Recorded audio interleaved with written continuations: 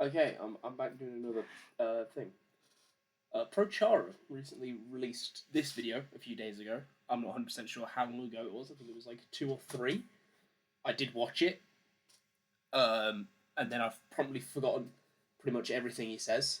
And as a Division One LUTI top 5 Painbrush player, I thought I should watch this and give my thoughts about what he says and like what can be changed and what not.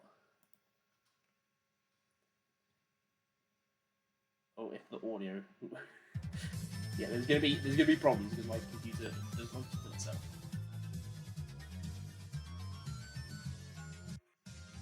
That feels appropriate, honestly.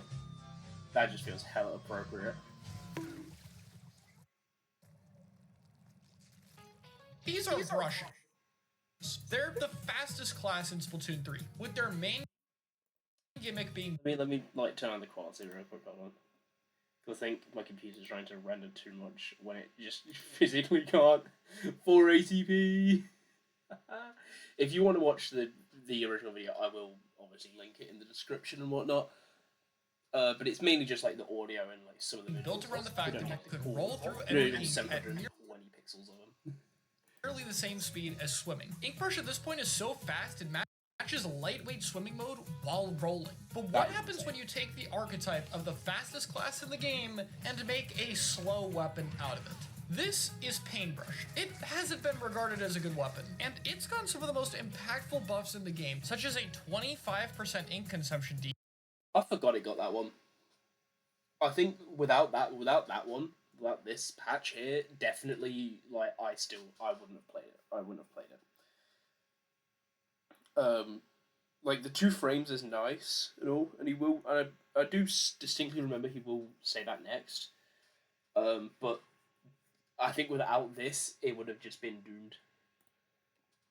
Decrease, that's a fourth of your ink tank, and a 2-frame fire rate increase, as well as having 2 frames less end lag because of a tech related to it. I still need to integrate that tech more. I tried to do that yesterday when I was streaming, but like I just could not get it. Is arguably the most important buff in the game. It gives you better paint, kill times, DPS, and a whole lot more at the cost of ink efficiency, something that was already buffed. If you attach these buffs to pretty much any weapon in the game, you'd see it drastically shoot up on a tier list. But Painbrush is seeing practically no use. Some top level players basically call it a fake weapon. But why is that? Today, let's take a look at Painbrush, because this weapon has held my interest for quite a while, and I feel like talking about why. Let's start by talking about its speed. I describe this as the fastest slow weapon. The fast is obviously the roll speed. Octobrush's speed is still pretty fast, but it's a decent drop off from Painbrush. I actually got told this while playing Senokuru. Someone said like, I can't remember who it was now, but someone said like, oh yeah, you know Painbrush rolls faster than Octobrush. I was just like, what the fuck? Okay. However, Painbrush is actually slightly faster than Octobrush. Because of that, Painbrush's roll is still quite good at mobility and avoiding enemy attacks, and the devs even want you to play into that, because after flicking, it's much faster to go into roll mode than it is to go into swift mode, even with the lag that I mentioned earlier being shaved off. This means that Painbrush is pretty good at transitioning from flicking to rolling, giving it a quick mobility option to escape things like bombs or enemy attacks. But that's about all the speed the weapon gets, because Painbrush's its roll speed is pretty slow, and it kind of just gets bullied by like everything anyway. So even rolling away from situations like that is just not great. More often than not, when you sorry, I just had to yawn there. More often than not, when you're rolling, you want to go into swim form so you roll into painted territory and then roll away, and yeah, go with that. flicks are slow. Not only is it 1 every 13 frames, which is even slow after the buff it got, but Painbrush has a unique mechanic called a windup. The windup itself isn't unique, but what Painbrush has that's special about it is after the windup, you can continually attack without going through it again. This windup lasts a whopping 23 frames, and after that you can attack every 13 frames. That is extremely slow. This means Painbrush's two-shot kill. Oh my god, okay. 23 frames? I can't remember how fast a reactable frame rate is. I think at peak, the fastest reaction you could see is between 15 to 18 frames. So basically, the only way you react to it is if you have an option that can either outkill or outmaneuver it in 8 frames, which nothing can kill in 8 frames. I think the quickest is Carbon Roll at about 11. I think. I'm not 100% sure. And movement, I'm not 100% sure if it's fast enough. Maybe in like situational stuff, like maybe Dually Dodge Roll could be fast enough. Like, yeah, it's really, when it starts swinging, you can't react fast enough. 23 frames, yes, slow, but it's just too hard to react to it, and punish it for that.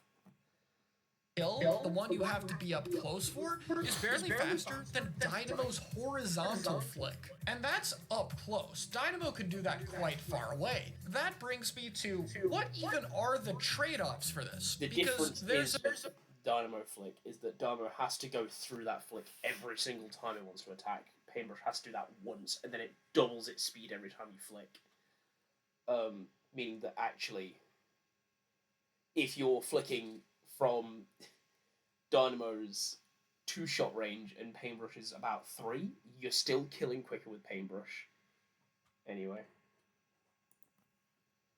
There's a few obvious ones: range, paint, and damage. On paper, these are huge strengths for the weapon to utilize. In practice, the slow speed often hurts its ability to utilize these well enough. Let's talk about why, starting with range. It's probably pretty obvious why you can't take advantage of this weapon's range as easily, and that's because of its speed.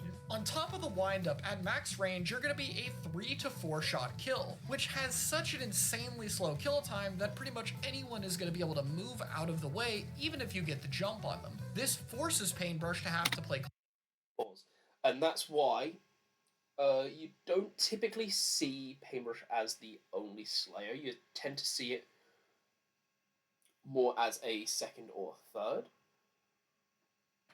so it can play off of other options, or especially like some of its best combos are actually with like Splash and Tent, giving it options to move in behind Tent Shield to negate this range, or Splash Burst Bomb to help combo with it and stuff like that, and Sword and whatnot. It just basically, if your weapon has a Burst Bomb, it'll be a good pair with this weapon. Closer to get a kill, where it does still at least kill in 2 flicks, but you can kind of see that the range of the Painbrush can't really be taken advantage of, which is especially egregious when you compare it to other options like Tri-Slosher, for instance. Tri-Slosher's 2-shot range is barely smaller than Painbrush's max range, which also has the factor of strafe speed. I gotta mention this here real quick, but the strafe speed is the overlooked part of Painbrush's slow speed. It is horridly slow. At 0.18 units per frame, you could double Painbrush's strafe speed and it would still be considerably slower than the 96 Gal. I feel targeted here. So, if you didn't know, before I played Painbrush, I played 96, and yeah, I like slow turret weapons, turns out. I also like Dynamo. I also like Explo. All very slow turret-like weapons. Yeah, that's just quite funny to think about. Yeah, Painbrush's speed is kind of not great. Because of strafe, it could reposition. I think he goes on about that. It'd be stupid if he couldn't. so you can adjust.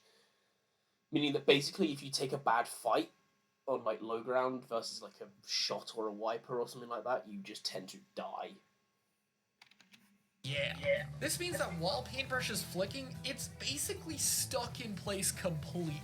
Which, in terms of mobility, means compared to options like Try, they might as well feel like they have more range because Try can adjust where it's shooting from a lot more easily. Again, my claim isn't that Paintbrush doesn't ever get value out of the extra range, but instead, because of how slow it is, you're often going to be starting much closer to people than the weapon would be able to normally. Let's talk about its DPS after that. Out of all the strengths the weapon has, this one feels the most intact. Yes, there is a bit of a windup that can allow people to react to you, but since the frame buff, if you are able to get close enough to try and DPS an object, it still does pretty good damage, especially DPSing objects is like super strong with this weapon. Like, I think that's why it has a decent matchup against stuff like Bubble and Crab.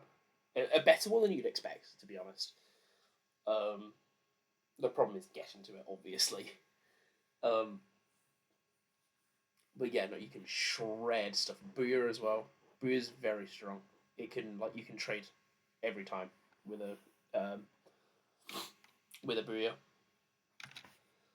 Compared to the other brushes, and the extra range does help make sure you can hit things like Big Bubbler's weak point. For example, if you want to shred a crab, it'll probably have a chance to stop you before you can fully utilize the strength, compared to something like a Splatana trying to shred it. It still has its uses though. Finally is... Oh, advert. It is not about how hard you work, it's how smart you manage your time. I used to think being busy was productive, but all it did was leave me overwhelmed and falling further behind. That's when I started using a personal assistant app called Emotion, and everything changed. Oh my god, why is it... There you go, okay. Adverts, guys. I don't have YouTube Premium. Cry about it. Finally is the paint output. I would say that the paint output on Paintbrush is pretty good, but a little bit limited. It is very good. This is... I distinctly remember this bit as well. I'll use in actual matches. In the training room, you can get a special unbelievably quickly, but in an actual game, there's a big problem, which is repositioning. If you're trying to hold a zone and you get shot at and have to reposition, you have to go through the windup all over again on top of moving away with the weapon. This creates a massive period of downtime where you're not actually painting, making it a lot easier to control space against the weapon. In addition to that, Paintbrush still has ink efficiency as one of its major weaknesses, and so because of that, you're also going to run out of ink quite frequently. So, with the repositioning, that's why you want to kind of hide behind blocks and pillows and stuff. Stuff like, if you're here, and this is the zone here. Yeah, so you're imagining the zone. You want to hide around like here, around the back of this, around the back of this, or like here, because you can flick up and over and affect the other side of the zone. Or you can stand behind this block over here, down here, to affect more of this left side. There's definitely ways to kind of go around the slow speed of it, and with the ink efficiency, that's why you kind of see, if you want to play it more as a painter, you see more LDE and Inksaver main versus swim speed and comeback and Ninja Squid and stuff like that. Yeah, just LDE actually does help a lot with this weapon. It just helps so much. Ink recovery as well. I pretty much use 2 subs all the time. This means that at the end of the game, Paintbrush's paint stats aren't really all that exceptional. I did this in a scrim where I played a very, very supportive Paintbrush. Point sensors, missiles, paint, and I defended myself. I didn't look for any fights, and it worked. And it was with Nom Nom, who's on track to being +2 in semi queue at the minute. Easily should be suggested for +3. Fruck as well, same situation. And I think it was Clawley or Eli. I can't remember what setting it was in. But I played a very supportive Paintbrush, and it did work. I got the approval from them and said, like, okay, no, this could work. You just have to play really against how your brain wants to play the Paintbrush.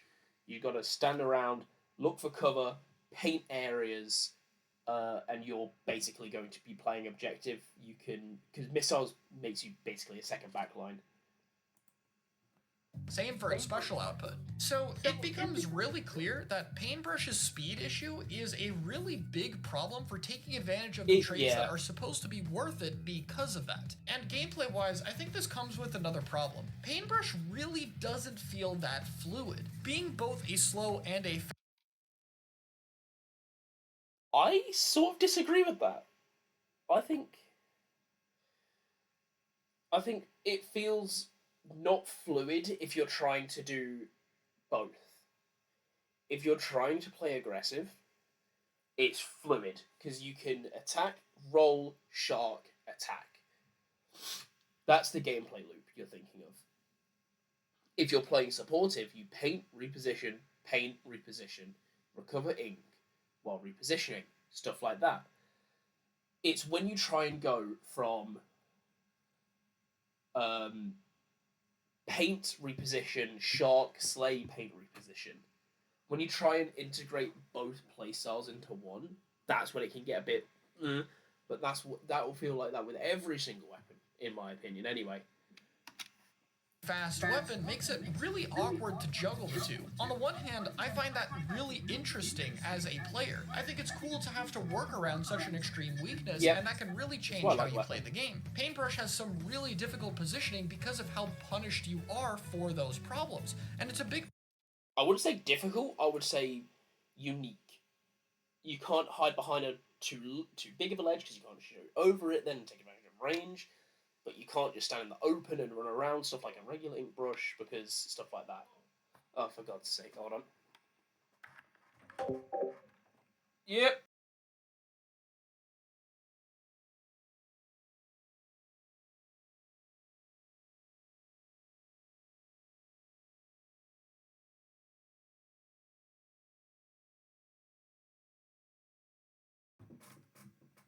Right, man, I just need a bit.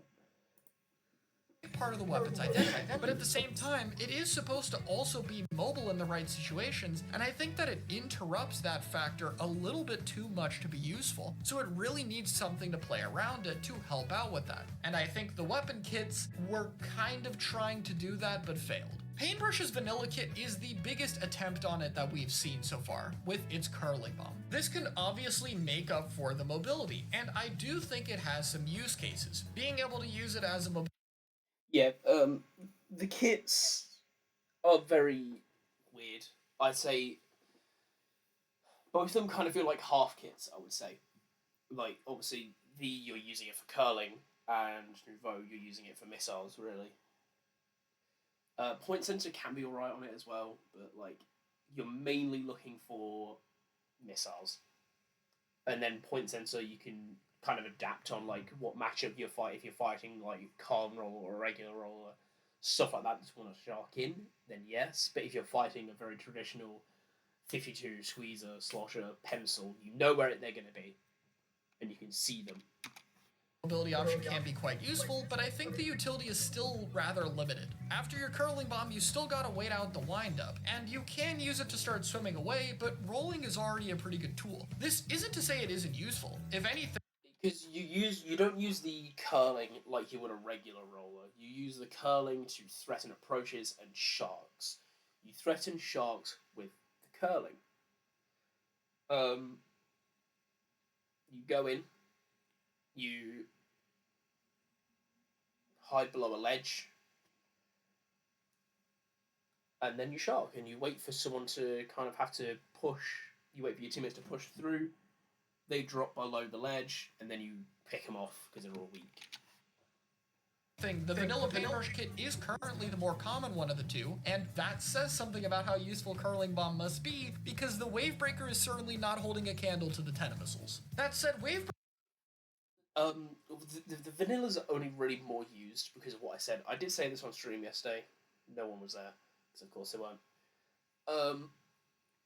V is definitely better for solo. The curling helps you personally be aggressive, while missiles is more of a team-based special where you use the missiles and then everyone goes in at the same time, which is hard to do in solo.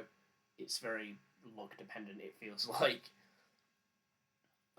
So V is definitely better in solo, and then people just use it in competitive because that's what they're more comfortable with.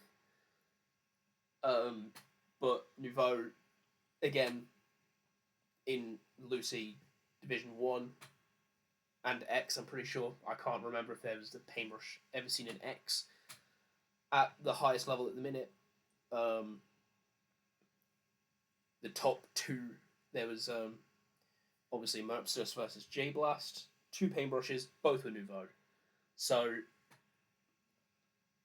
while V has more quantity, and is definitely better in solo, Nouveau has more quality, and is better in comp. Breaker doesn't really enhance the aggressive style at all. If anything, it seems to rein the weapon back a little bit. You do have a very situational up-close damage combo, but besides that, this leans more supportive. And the Painbrush Nouveau kit basically screams a supportive playstyle. Point Sensor Antenna Missiles give it dual location utility that you can use to help get your team in. But Painbrush really struggles to take advantage of that, mainly because Missile's 10-second cooldown paired with the ink efficiency problems means you really aren't getting that many of them. And if you're playing it as a more supportive playstyle, getting an entry special is very important to that style. It's hard to say if Painbrush is even trying to be a support or an aggressive weapon. Like I said before, the vanilla kit is more common in competitive play, and it's typically with either Ninja Squid or Quick Respawn, which means the playstyle that's most practical is gearing more aggressive, but the weapon kits definitely lean more supportive. It's hard to tell what this weapon's identity is, and that creates a bit of a problem. This is why I think the buffs for it haven't really... Yeah, Ninja Squid's still viable on the Nouveau set because again you have teammates pushing with, you have pens that act as actual curlings, so you have that utility. Ninja Squid's still to shark in and threaten stuff while playing supportive. Just very good altogether. One he didn't mention actually is comeback. Comeback is very, very strong on both of them. Obviously lets you play more aggressive, so it incentivizes death, basically. And then it rewards you on respawn with Ink Main, Ink Absorbing, recovery, charge up, swim speed, run speed, stuff like that. It rewards you quite heavily for playing aggressive. And then it rewards you by, you can be supportive and charge your missiles, for example. It's very I think it's a very strong combination that it doesn't get seen enough. Really done too much, because this weapon isn't really properly geared for either role like a lot of other strong weapons are. The main weakness of the weapon, while inherently interesting, is so overbearing that it's hard to take advantage of the actual benefits the weapon gets. And so I think the solution has to change a bit more of what the weapon is played around compared to just stat buffs. So how... The slow speed, you definitely need to play more with teams, again, obviously. You play more with people, and then all of a sudden that 33 damage you're hitting or your 30 damage that you're hitting for a 3-shot, for a 4-shot, is now comboing with everything. So how would they fix this? In my opinion, there's one idea I heard that seems to fix all these problems while keeping the weapon's identity unique. And it's really simple. If you're rolling with the weapon, you don't have to deal with the windup when you start to flick. That's it. I think that one change makes this weapon competitively viable and a lot more interesting. Think about it. Painbrush has ink efficiency problems. The fact that you'll have to roll... Okay. That definitely is an interesting idea. I think, first of all, yeah, obviously the ink efficiency problems, but then you just get more people running Ink Main and LBE to counterpoint that.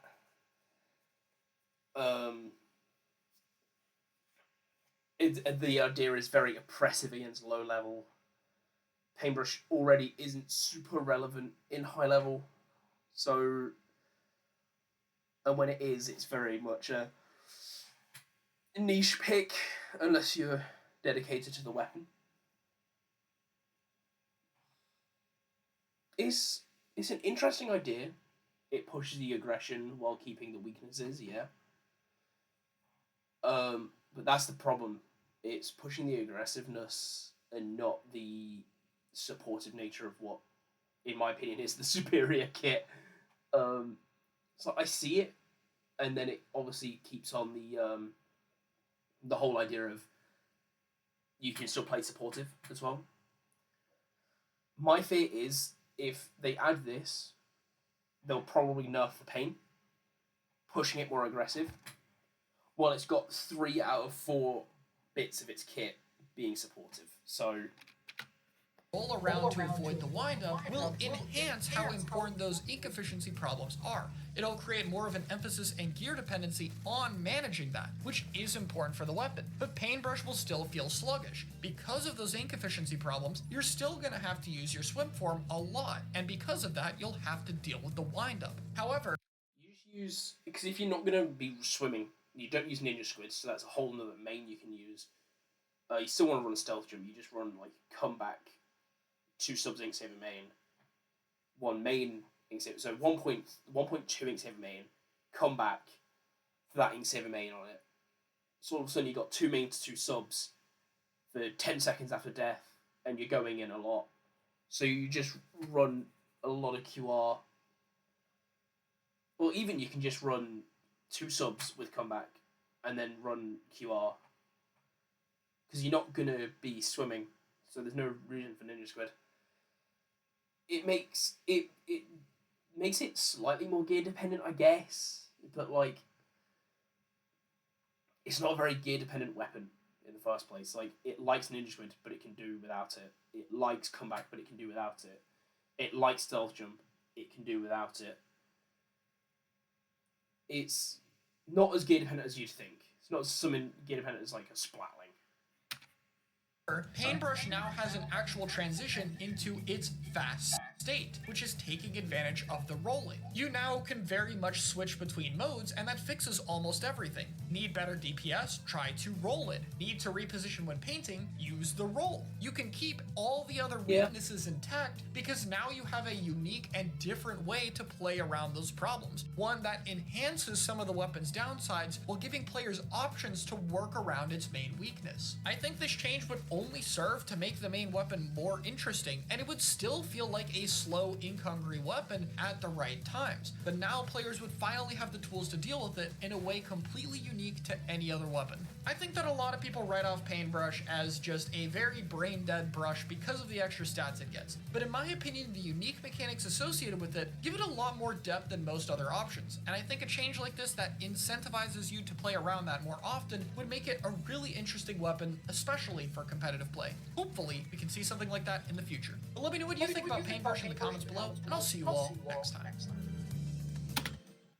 Okay, as a conclusion then, I agree with a lot of his downsides, obviously. Like, the speed can be an issue, as I play it. His point about the paint output and stuff like that, and the special output, I don't super agree with. If you want to play it, the thing is, if you want to play it aggressively, then you're not going to get paints. That's the thing. If you want to play it supportively, you're going to get the paint and the specials. But if you're playing V, you're not focusing on paint and special. You can paint for a clutch zones cap, but you're not playing it for it. If you're playing that, you're running Nouveau, where you're going to be more incentivized to run Charge Up. Anyway, the whole kit point as well, yeah. I still think that Nouveau is a better kit in comp. You use it more. The only time where I can imagine you using V is if you already have like a pen and a splash, and still Nouveau can be better in some situations. The difference in kits are very matchup dependent, and I just don't think you can kind of...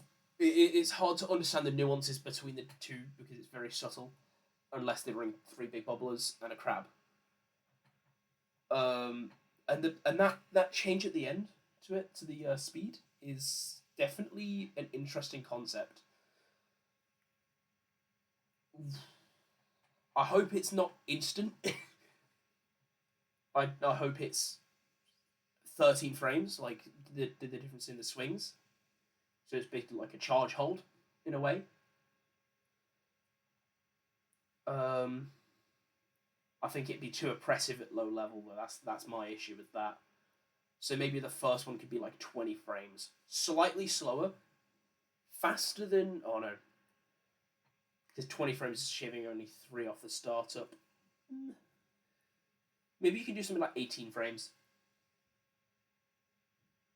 It's at that point of just not reactable enough, but if you read it, it's punishable very easily. And the speed as well that you said at the start, like, all that frame data is like, okay, yeah, but like you react in between 15 and 18 frames, so it's hard to do stuff with it unless you soul read the brush. You're not doing anything.